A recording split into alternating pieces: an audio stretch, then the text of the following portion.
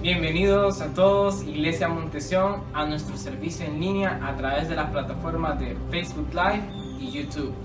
Es una bendición saludarlos desde casa en estos momentos difíciles que no podemos estar juntos, pero la palabra de Dios no se detiene. Le invito a prepararse y que en un mismo sentir, desde cada una de nuestras casas, podamos alabar el nombre del Señor y escuchar su palabra a través de nuestro pastor Miguel Ángel Herrera. Pero antes voy a leerles una pequeña palabra que se encuentra en Isaías 26:3 y dice así: Tú guardarás en completa paz a aquel cuyo pensamiento en ti persevera, porque en ti ha confiado. Es maravilloso ver esta paz que el Señor nos da, una paz perfecta y abundante, si nosotros depositamos nuestra confianza y nuestras cargas en Él, buscándole día a día en estos tiempos que tenemos tiempo y de manera permanente. Así que para exaltar el nombre del Señor, los dejaré con el ministerio de alabanza.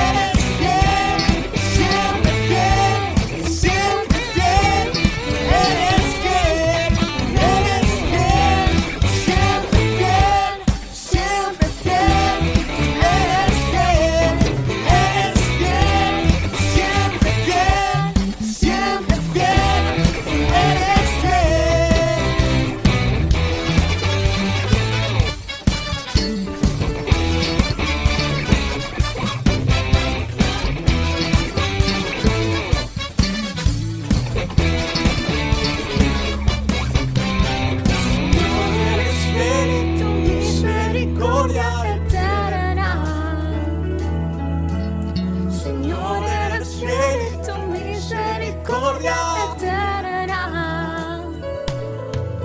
Señor, eres fiel y tu misericordia eterna.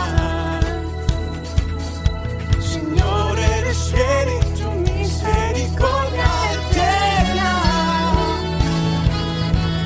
gente de toda lengua y nación, de generación a generación te adoramos hoy. Aleluya, aleluya, te adoramos hoy. Eres Señor, te adoramos hoy.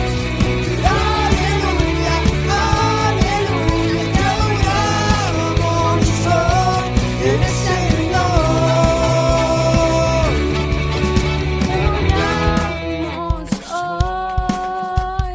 Aleluya, aleluya, te adoramos hoy.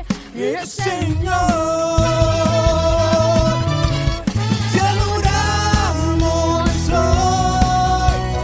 Aleluya, aleluya, te adoramos hoy. Eres Señor, eres Señor, eres Señor, y eres fiel.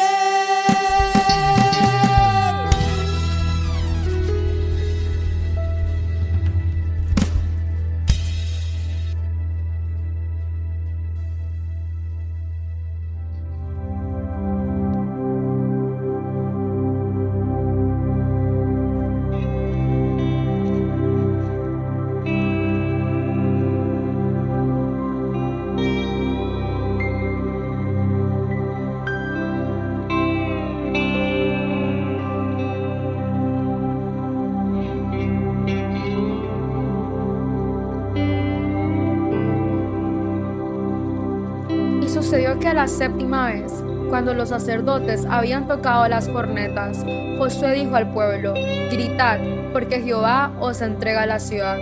Entonces el pueblo gritó y tocaron las cornetas. Y sucedió que cuando el pueblo oyó el sonido de la corneta, gritó con gran estruendo, y el muro se derrumbó.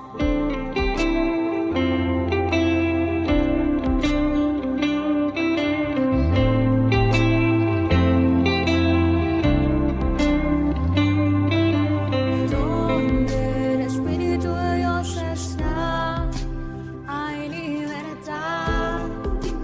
Puedo adorar. Todas las culpas y maldades fueron borradas en la cruz. Libre soy. Perdonado soy, solo por tu amor. No hay más condenación. No me libertó, caen las murallas, caen las cadenas, Dios destruyó, libre soy, libre, Dios me hizo libre, Él venció la muerte por mí, libre soy, libre soy.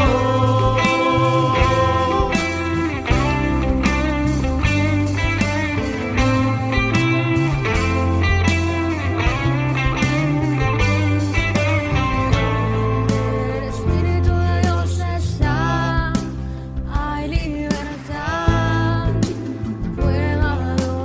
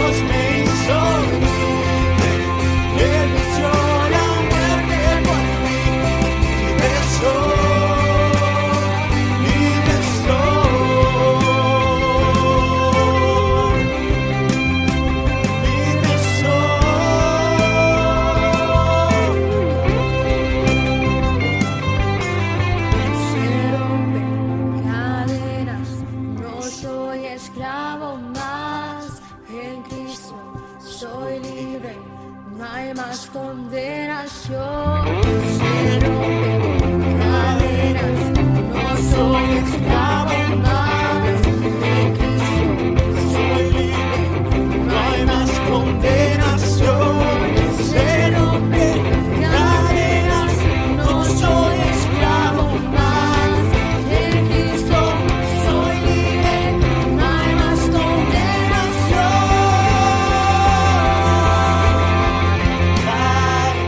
Las murallas caen, las cadenas no destruyeron.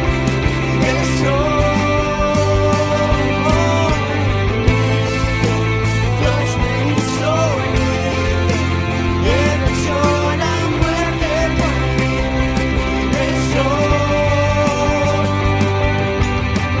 Se rompen cadenas, no soy esclavo más. En Cristo soy libre, no hay más condenación. Se rompen cadenas, no soy esclavo más. En Cristo soy libre, no hay más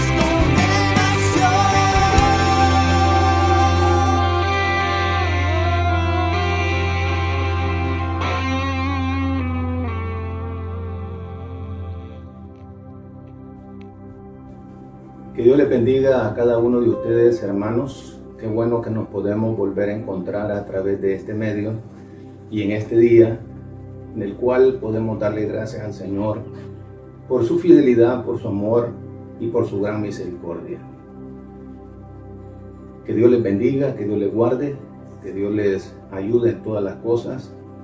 Y qué bueno que podemos tener este tiempo también para poder reflexionar en la palabra del Señor, palabra viva, edificante, que vigoriza nuestra vida, que nos ayuda en todas las situaciones.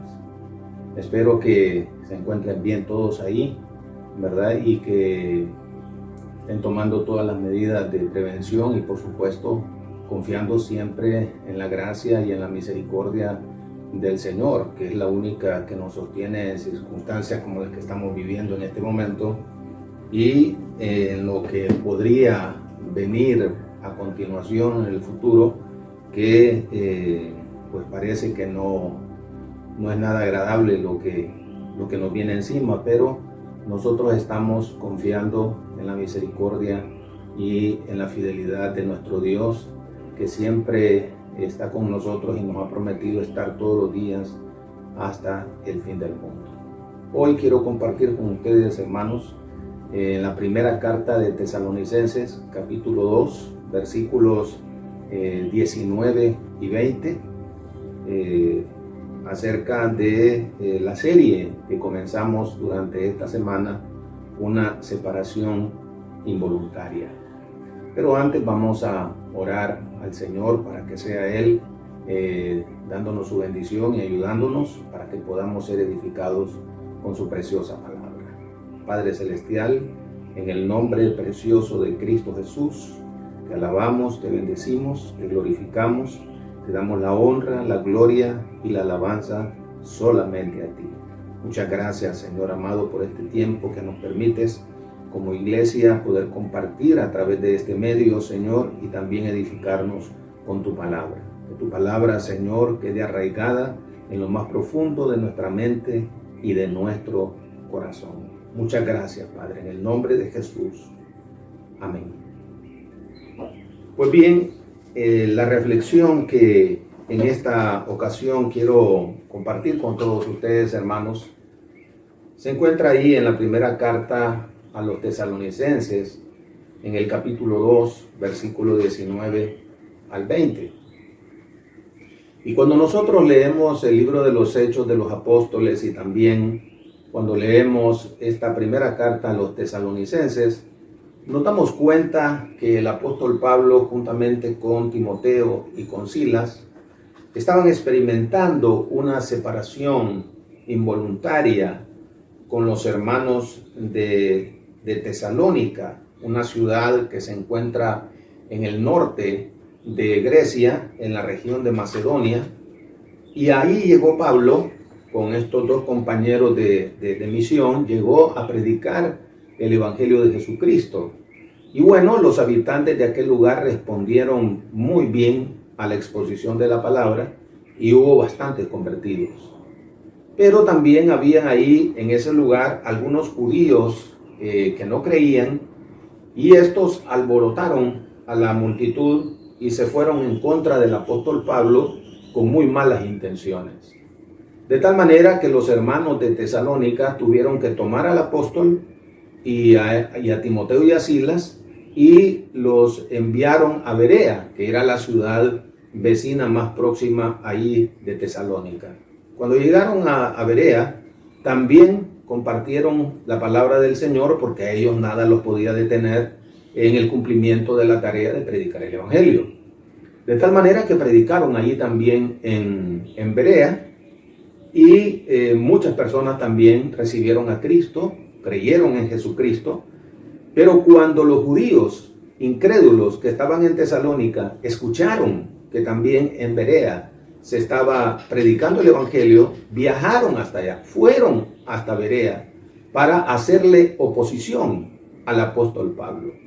Cuando llegaron ahí, la ciudad se dividió en dos, de tal manera que los hermanos de Berea tuvieron que llevar nuevamente a Pablo, en esta ocasión, hacia el mar, para que se dirigiera hacia la ciudad de Atenas, que queda en el sur de Grecia, en la región de Acaya.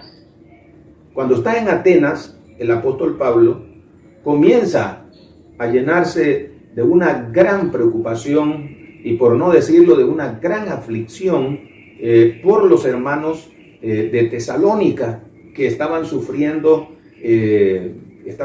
una persecución severa, feroz por parte de los judíos incrédulos de aquel lugar. De tal manera pues que algunos de estos hermanos corrían el peligro de ser echados a la cárcel, otros de ser expulsados de sus gremios, otros de ser expulsados de la misma ciudad, y aún otros hasta de perder la vida. De tal manera pues que las circunstancias que están atravesando los hermanos de Tesalónica por causa de haber creído en el Evangelio era realmente tremenda. Encontramos entonces, hermanos, acá una separación involuntaria para ellos, así como nosotros también estamos experimentando una separación involuntaria, porque hace aproximadamente un mes todavía nosotros nos estábamos reuniendo en nuestras instalaciones y estábamos llevando adelante la obra del Señor, ¿verdad? Por lo menos ahí en las instalaciones. Entonces nosotros también estamos en un tiempo de separación involuntaria a causa de esta pandemia, y esto hace también que, me imagino yo que esto ha de ocurrir en todos los pastores, surja la preocupación por la continuidad, la perseverancia, la permanencia en la fe de muchas personas dentro de la iglesia. La razón de la preocupación de Pablo la encontramos nosotros en el verso 19 y en el verso 20, y nos indica a nosotros la gran importancia que los hermanos tenían para el apóstol Pablo. Esto nos dice a nosotros que para este hombre, para el apóstol Pablo, la obra de Dios no eran las casas, ni el mobiliario que utilizaban, ni tampoco el dinero que ingresaba. O sea, no era ningún asunto de tipo material o de tipo económico. La obra de Dios para el apóstol Pablo era cada uno de los hermanos que habían creído en el Señor Jesucristo. Su preocupación era que permanecieran en la fe, que no fueran a retroceder de ninguna manera.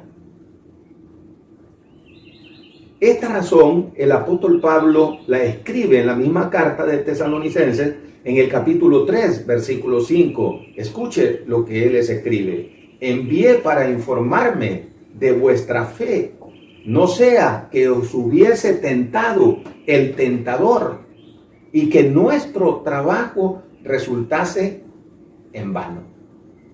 Estaba preocupado el apóstol Pablo que los hermanos de Tesalonicenses desmayaran en la fe, se desanimaran y no quisieran seguir adelante a causa de la grave persecución que estos judíos incrédulos estaban llevando a cabo en contra de estos hermanos. Esto mismo se lo dice Pablo a los hermanos de la iglesia de Filipo en el capítulo 2, versículo 16. Estos hermanos de Filipo también estaban combatiendo unánimes, ¿verdad? Por causa del evangelio. Y miren lo que les dice Pablo en Filipenses 2:16. Agarrados de la palabra de vida, para que en el día de Cristo yo pueda gloriarme. Yo pueda gloriarme de que no he corrido, otra vez, la misma palabra utiliza, para que en el día de Cristo yo pueda gloriarme de que no he corrido en vano, ni en vano he trabajado. Observe pues cuál era realmente la preocupación del apóstol Pablo. Y nosotros nos preguntamos también, ¿cuál será el impacto que esta separación involuntaria producirá en la vida de los hermanos y en las diferentes congregaciones? Bueno, esto definitivamente va a depender del tiempo y de los efectos, ¿verdad?, de esta pandemia en cuanto a situaciones económicas, ¿verdad?, en cuanto a situaciones de salud, etcétera, etcétera. Va a provocar desánimo en los hermanos, va a provocar deserción, va a provocar enfriamiento espiritual. ¿Hasta qué punto? Y no solamente me refiero a nuestra congregación, sino a todas las iglesias del país. ¿Qué impacto va a tener esta separación involuntaria en la vida espiritual, en las membresías de las diferentes congregaciones?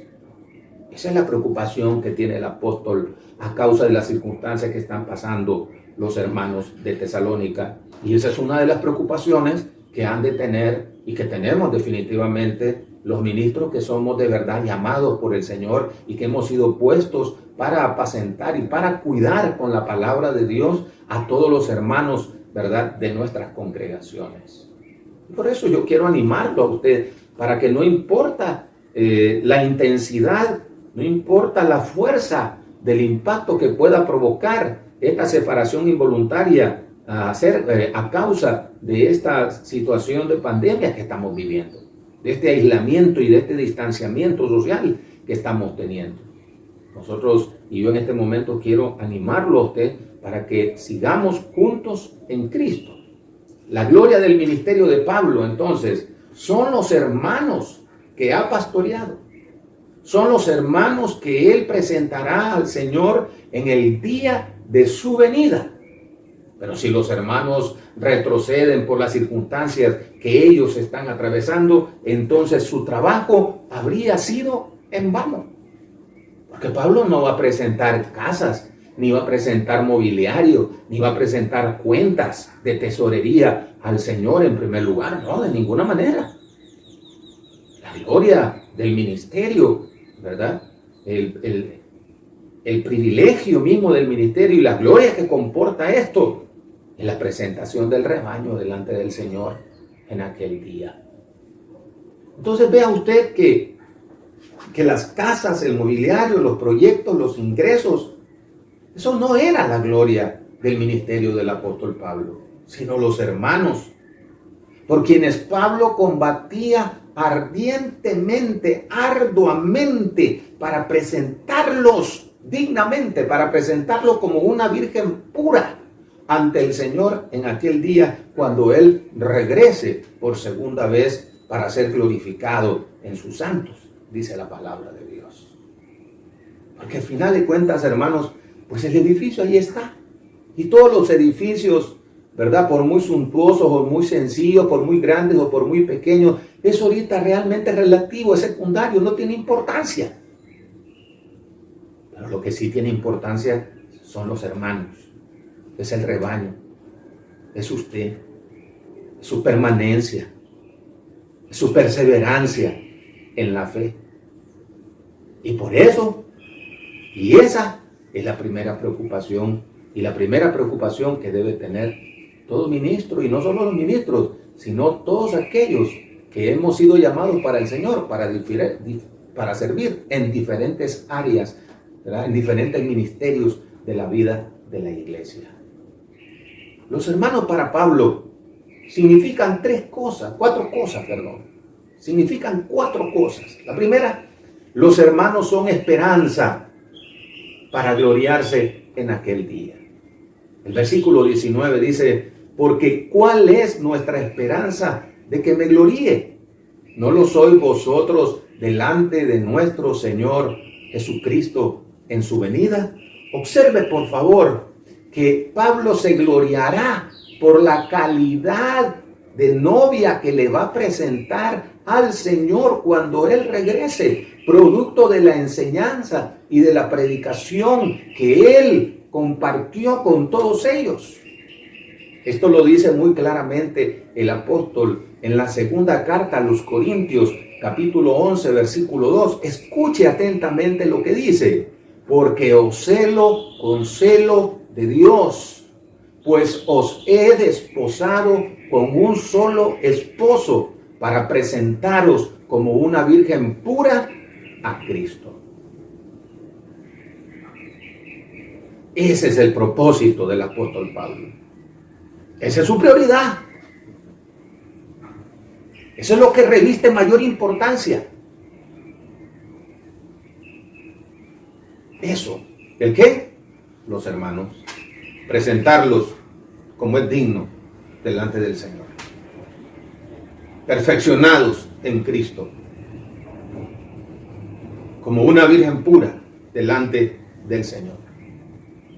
Entonces, ante la separación involuntaria que está sufriendo Pablo, se preocupa por la firmeza espiritual de los hermanos. Ellos son su esperanza.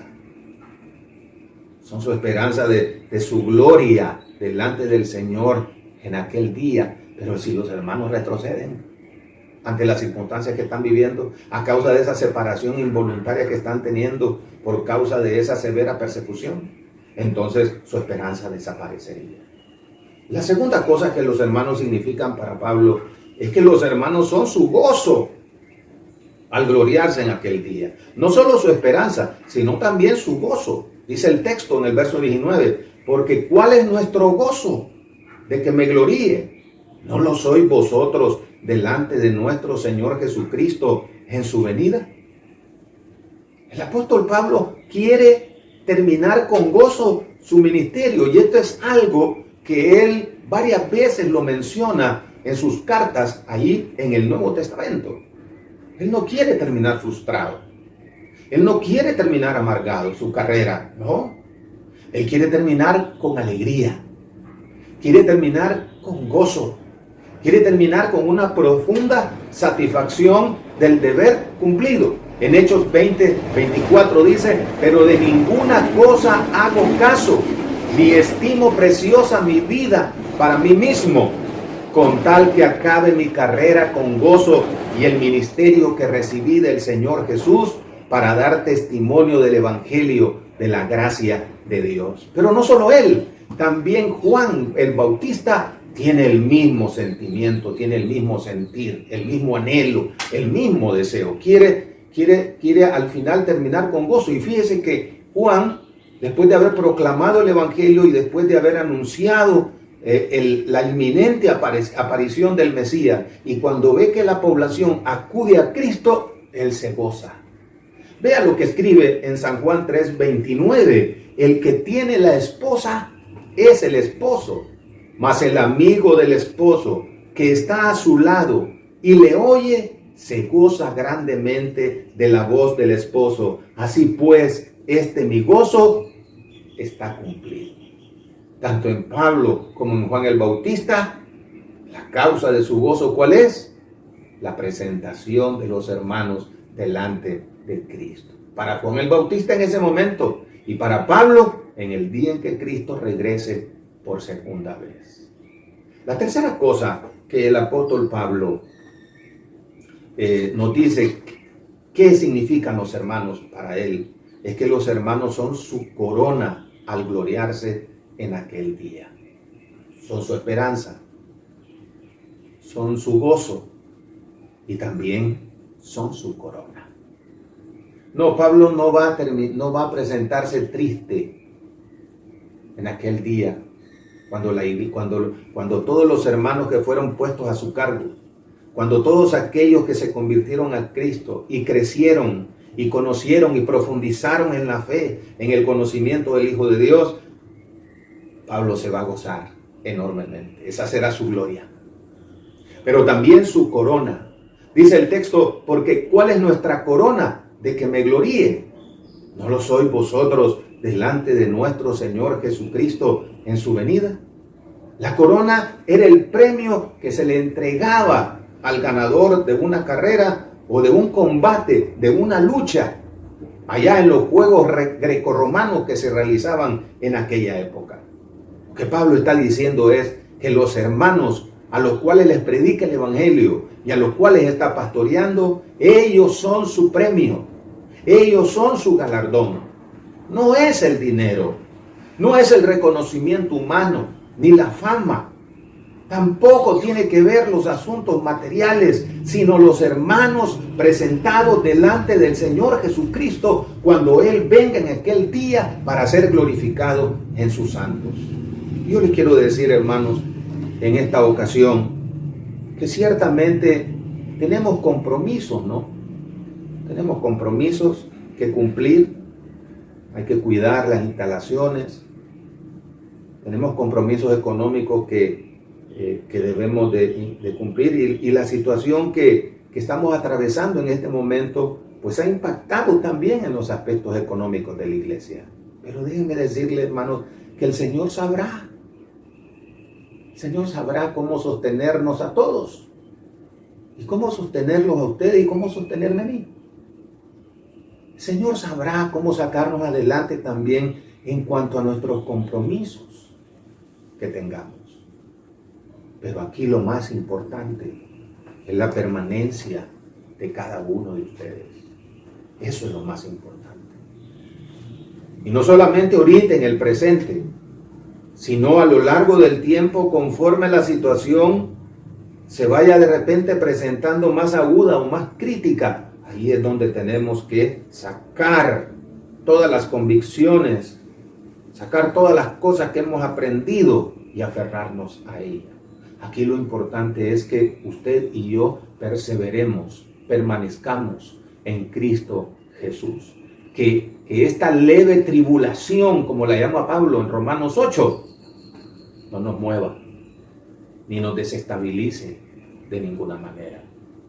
Nuestra gloria son ustedes, nuestra esperanza son ustedes, nuestro gozo, nuestra corona son ustedes, delante del Señor en aquel día. Esa es nuestra responsabilidad, esa es nuestra expectativa. Ellos son su premio, dice la palabra de Dios, su galardón. Cuando venga el Señor Jesucristo, ¿verdad? En aquel día. Pero si los hermanos sucumben ante la persecución, si retroceden, si llegara a desaparecer la iglesia en la ciudad de Tesalónica, sería una tragedia enorme para el apóstol Pablo como ministro de Dios. Y él está entonces realmente preocupado, afligido. Pablo quiere presentarse en aquel día con las mismas palabras que el Señor le dijo a su padre en San Juan capítulo 17. Ninguno de ellos se perdió. Ninguno de ellos se perdió, sino el hijo de perdición. Qué joya más hermosa de la revelación escrita de Dios nos permite contemplar en su palabra. Nos permite contemplar en las escrituras. Para Pablo, la importancia y significado de los hermanos era tal que para él los hermanos son esperanza, son gozo, son corona de su gloria en aquel día cuando Jesucristo venga y todos esos hermanos tengan que ser presentados delante del Señor. El apóstol Pablo se llenará de una profunda satisfacción, ¿ah? La satisfacción del deber cumplido y de ver que sus hermanos en Cristo, a los que les predicó, a los que pastoreó, a los que le enseñó, a los que acompañó a lo largo de diferentes circunstancias en la vida, están presentes delante del Señor Jesucristo. Esa será su gloria. En cuarto lugar, hermanos, para Pablo, los hermanos son su gloria en aquel día. Y yo digo, ¿qué otra realización más grande puede tener una persona llamada por Dios al ministerio, sino el de haber cumplido el propósito fundamental de su llamado, de su llamamiento? ¿Cuál es ese propósito fundamental? Lo dice claramente las Escrituras: perfeccionar a los santos para la obra del ministerio, para la edificación del cuerpo de Cristo, hasta que todos lleguemos a la unidad de la fe y del conocimiento del Hijo de Dios, a un varón perfecto a la medida de la estatura de la plenitud de Cristo. ¿Qué más grande privilegio puede tener alguien llamado por Dios para servir a los hermanos, ya sea como pastor, como director de ministerio, como coordinador de una célula, como parte de un consejo, de una junta directiva, de un comité? Porque todos estamos sirviendo a los santos, sirviendo a los hermanos. ¿Qué mayor privilegio puede tener una persona sino el de ser colaborador con Cristo, de su finalidad última con su pueblo? ¿Cuál es esta finalidad última? Presentársela a sí mismo una iglesia gloriosa, que no tuviese mancha, ni arruga, ni cosa semejante, sino que fuese santa y sin mancha.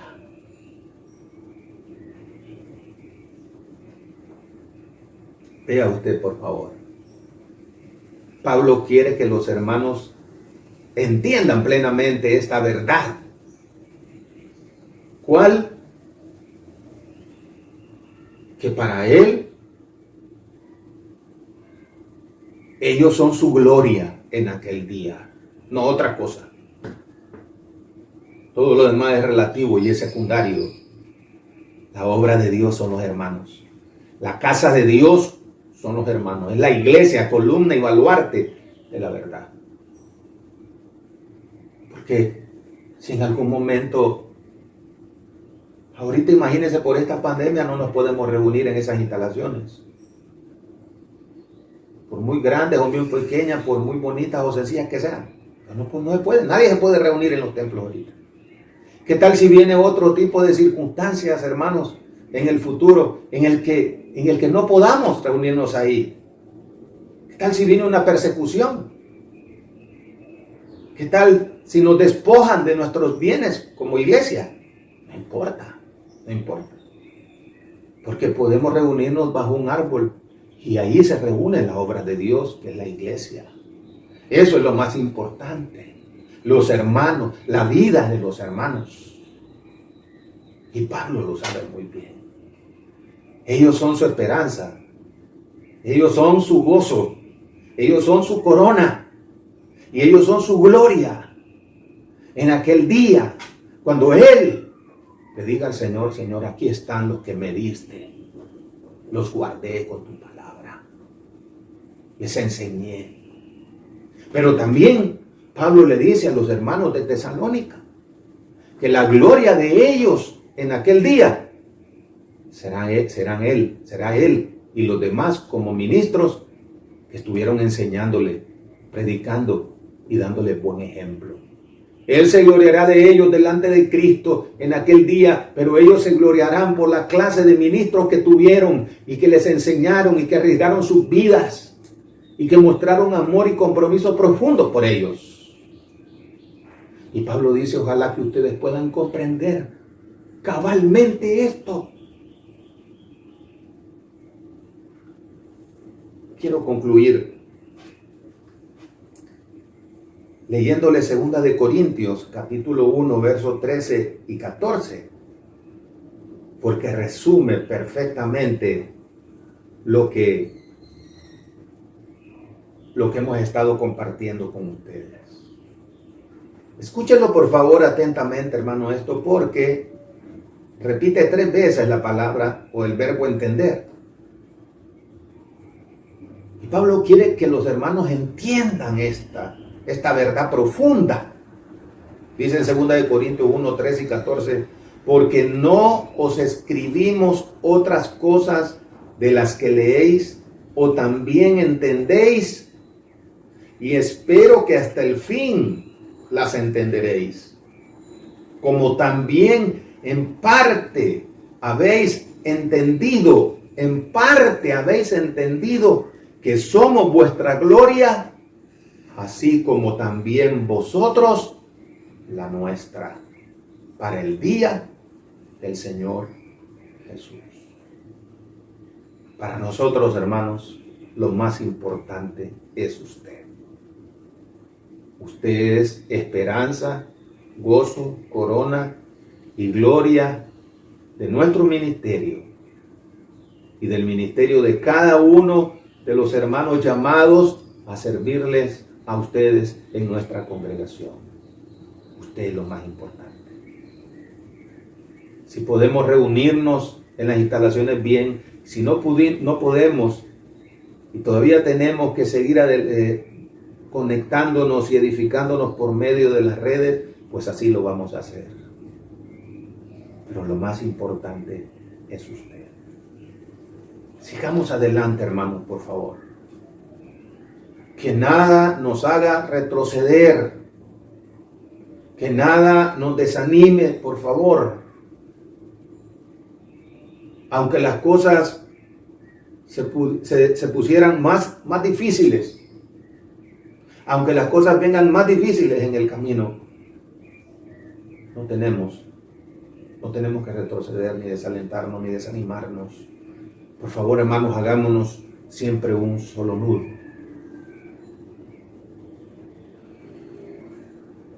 Estemos juntos. Ayudémonos mutuamente, conforme a nuestras capacidades y nuestras posibilidades. Dios siempre va a estar con nosotros. Esta leve tribulación va a pasar. Pero mantengámonos firmes en el nombre del Señor. Vamos a orar. Padre Celestial, muchas gracias te damos en el nombre de Jesús por este momento, Señor, que nos has dado. Te pido, Señor, que fortalezcas la vida de cada hermano y hermana, a medida también que vayan y vayamos sintiendo aún más fuerte los efectos de esta situación. Fortalécelos, por favor. Fortalécenos a todos, porque nuestros hermanos son esperanza, son gozo, son corona y son gloria nuestra. En el día en que nos gloriemos delante del Señor Jesucristo en su venida y nos gocemos de que ellos son presentados y serán presentados como una virgen pura a Cristo. Muchas gracias. Toda la honra y toda la gloria sean para ti. En el nombre de Jesús. Amén. Hermanos, que Dios les bendiga, que Dios les guarde, y nos vemos el próximo martes para seguir edificándonos con la palabra y con un tiempo de oración. Que Dios les bendiga, hermanos.